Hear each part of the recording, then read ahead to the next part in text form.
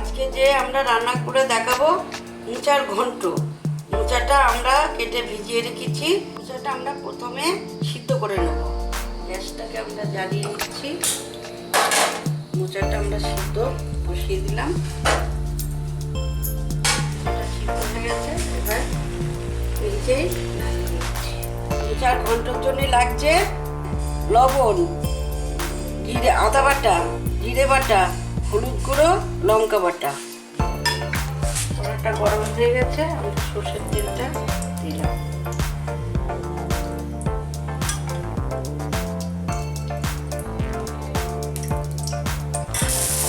ঘন্টর জন্য আলুটা আমরা কেটে ধুয়ে আমরা এটা ভেজে নেব।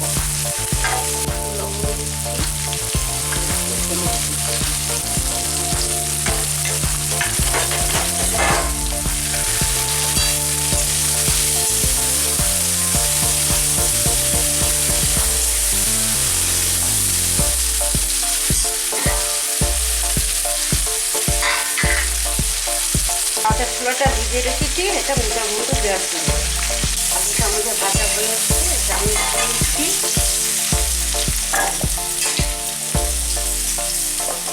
আর একটুখানি তেল দিয়ে দিলাম। ফোড়নে তেজপাতা, শুকনো লঙ্কা দিলাম, আর এলাচ আর দারচিনি দিয়ে দিলাম। মশলাটাকে তেলের উপর ছেড়ে দিচ্ছি।